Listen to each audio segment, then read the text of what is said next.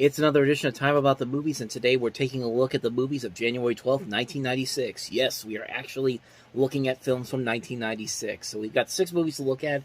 So let's get right to it, and we'll start off with the biggest new release of the weekend. I put that again in quotation marks because it wasn't really a big hit, but it's had a cult following over the years since its release, and that film is called Don't Be a Menace to South Central While Drinking Your Juice in the Hood.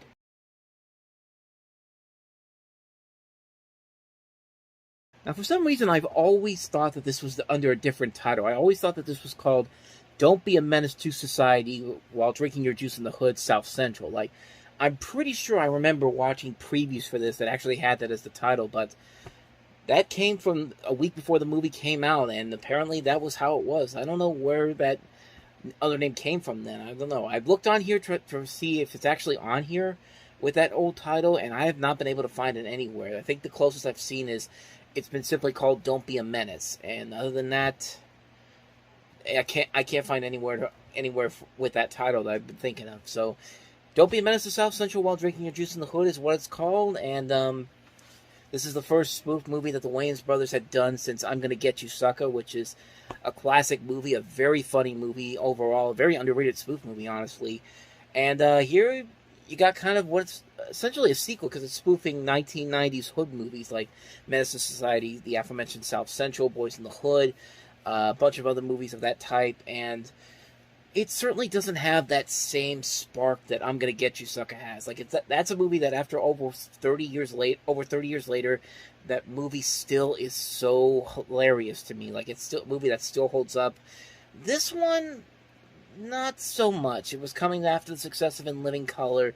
You got Shawn Wayans and Marlon Wayans in their feature film debut, and it's not a bad movie per se, and it's certainly a lot better than some of the later movies these guys would do that weren't as strong as some of their early works, but there are moments in here that are occasionally funny here and there, but for the most part, it's a mostly forgettable movie, and I think it's mostly forgettable, to me at least, because it just doesn't have that same creative spark that you would get from the older Zucker Brothers movies who did this kind of genre so well.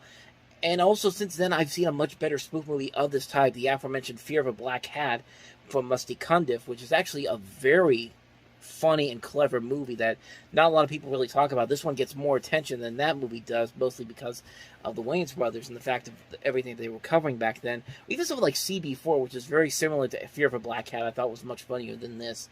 This, I just thought, it was just a movie that was just kind of like, I don't like it, but I don't hate it at the same time either. I feel like there's so much more that could have been done with this. It kind of goes for a little bit too much the safer jokes at this point. But they don't really do anything clever or exciting with them. There's not really a whole lot of great funny moments in here. There are just kind of little chuckles here and there, and I just didn't find a whole lot there that was really all that funny. It's not a bad movie per se, but it's a movie that definitely could have been a whole lot better given the circumstances that they had to work with. So that's Don't Be a Menace to Society While Drinking Your Juice in the Hood. Let's move on to the next movie, and that is Sally Field, Ed Harris, and Kiefer Sutherland in Eye for an Eye.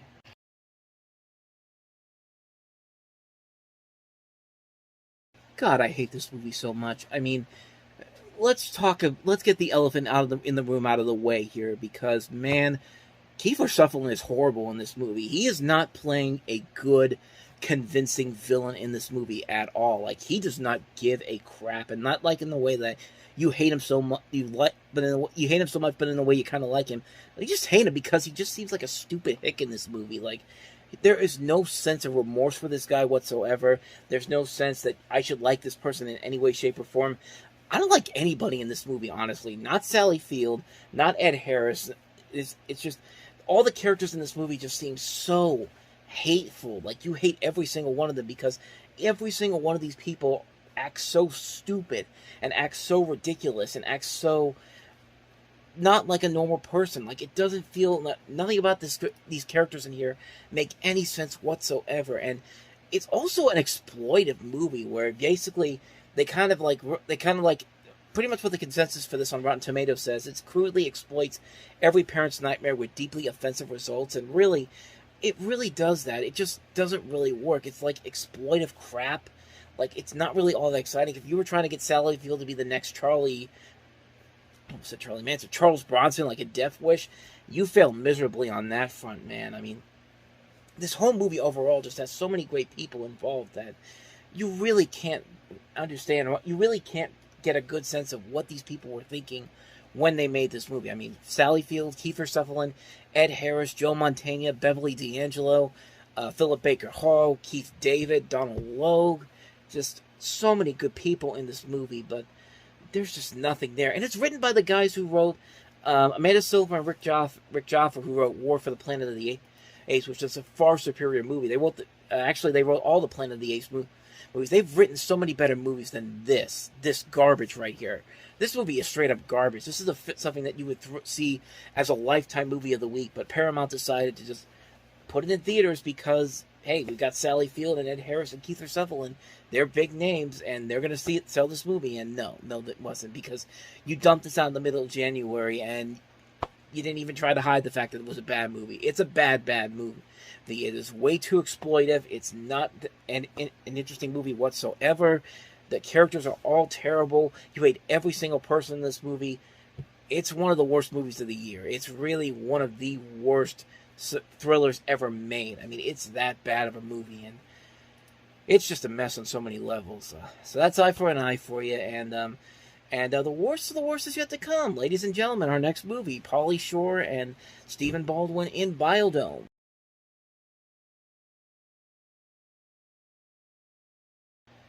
What more do I even need to say about this movie? I mean, it's got Pauly Shore and Stephen Baldwin as the leads, and they're playing these characters who are kind of supposed to be like the Beavis and Butthead of their is in real life, but Beavis and Butthead are actually much cleverer and much funnier than these two idiots are in this movie. I mean, another movie where everybody is a straight up idiot. Nobody really acts like a normal person. Everybody just kind of accepts these two guys as just the dumbasses that they are, and we're just supposed to accept it because it's supposed to be funny comedy, and it's not at all. It's a horrible movie. It's another horrible movie where you're trying to combine environmentalism with toilet humor, sexual innuendo, drug use, and not even funny drug use, sexual innuendo, or toilet humor of any type whatsoever. I mean, this is just a bad movie, man. It's just like, let me put it this way.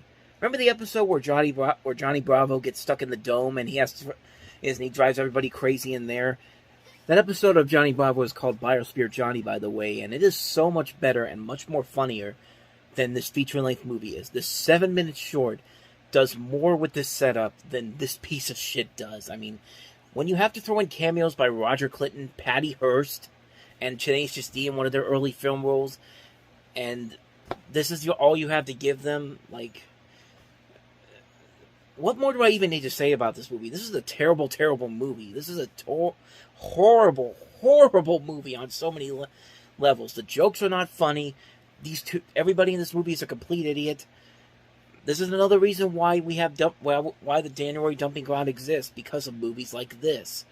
And yeah, so that's another bad one. Biodome. Can we turn it around with the next movie? Sandra Bullock and Dennis Leary in To If by Sea. Let's see.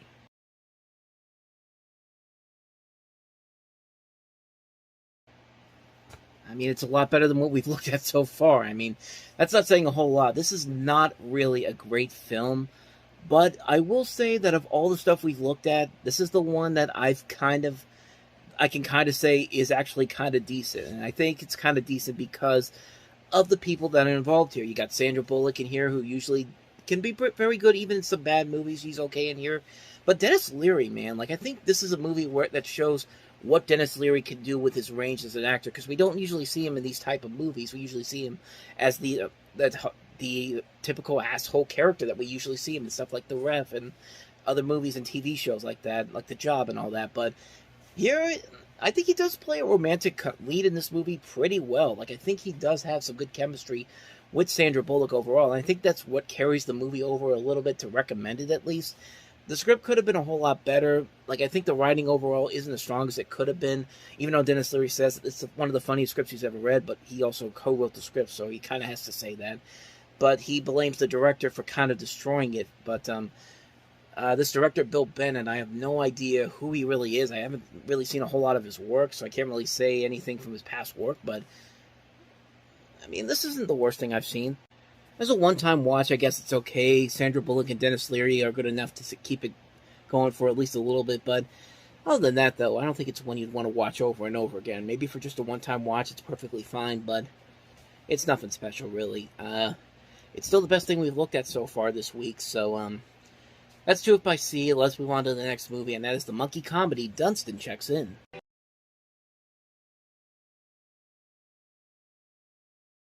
So here you have another one of those movies that is pretty bad on paper. It's not a great film overall, but it's another one of those movies that I used to watch a lot when I was a kid. I mean, the first time I ever saw anything about this movie was on that Power Rangers movie videotape when they showed the trailer. I guess it was supposed to come out around Christmas time, and well, technically it does come out around Christmas time, maybe a couple of weeks after it, but still. But yeah, it's not a good movie. It is not a great film overall, but I'll be damned, man, if it doesn't take me back, man. I mean, as a kid, I did kind of enjoy this movie. It is a very stupid movie. It's a very silly movie.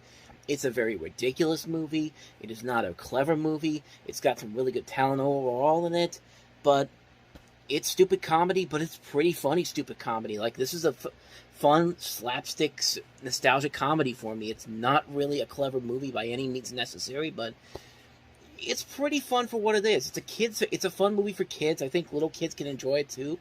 And some adults can enjoy it as well too. Like, it's ridiculously stupid. It's not really clever on any level whatsoever, but it's a film that still makes me laugh even after all these years. Like, I know it's not a great movie by any means, but it's not half bad. I mean, it's a funny, cheesy, guilty pleasure type of a film. Plus, you watch the movie and you get a sense that that was kind of the goal of the filmmakers of this movie. They saw the old school Disney movies that were very much like this, where they have the monkeys as the centerpiece of the movie, like Monkeys Go Home, old Dean Jones movie, those type of things. I feel like that was the main goal with this movie, is to try to make something on that type of a level, and in a way, I could definitely kind of see that with this film. I could definitely see where they're coming from. I don't think it works all the way through, but there were moments in there where I got some legitimately fun, silly laughs out of it. I mean, it's a good cast overall, too. Jason Alexander, Eric Lloyd from the Santa Claus, Faye Dunaway, Rupert Everett, Paul Rubens, Glenn Shaddix, Frank Welker, and Bob Bergen, prolific voice actors in this. It is a funny movie. It's not a great movie, but it's still a really funny movie. I really found a lot of it that did kind of work for me, even after all these years later.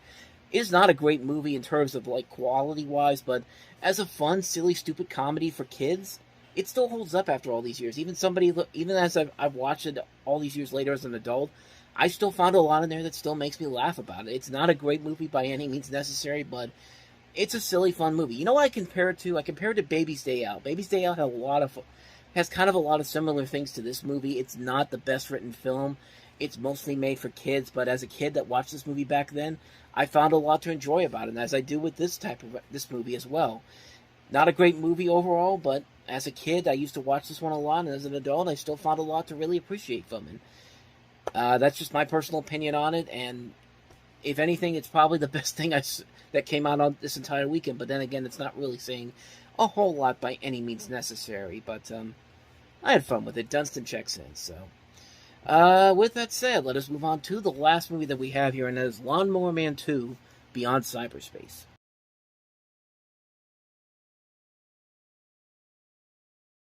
Okay, let's just run down everything that is wrong with that little clip we saw right there alone. Number one, this story makes no sense whatsoever. If you saw the original Lawnmower Man, you know that Job sucked himself into the computer and doesn't even have a body anymore, so where the hell does his body come from now? It doesn't make any sense whatsoever. They retconned the ending of this movie to make it seem like he took his body out into the world and put it into another body, I guess, because that brings us to the second problem. Why is he being played by Max Headroom? Like Matt Frewer is a good actor. He's a good comedic actor. He is not a good villain in this movie. I mean, I don't know what the hell they were thinking when they said, let's get him to play Job in this, because he acts nothing like Jeff Fahey in the first movie. He looks nothing like Jeff Fahey in the first movie. His whole attitude in this movie is just so out of nowhere, like a third-rate Jim Carrey, which, I mean, you got Matt Frewer who's played Jim Carrey characters in the past, Dumb and Dumber, the animated series. He was Lloyd in that series. But here, it's just like what were they thinking? What do we have? What do we have? Three things now. Fourth overall PG-13 movie for an R-rated for a film that was originally rated R. Almost always fails on every level, and this one was no exception. Number 5, just a story that makes no sense whatsoever. Like, nothing about this makes any sense at all. 6, stupid comedy, like stupid elements in here that make no sense whatsoever. There's a dog in this movie that somehow manages to put a CD into a thing and somehow it works without the CD getting scratched or anything. 7, the visual, I don't even know if I said 7 or 6 or not, but it's just kind of with the continuity of this movie. This movie makes no sense whatsoever. The visuals in this movie are awful on so many levels. Like, this is bad even for 1996. 1996 had better visual effects in its movies compared to what this piece of shit has in here.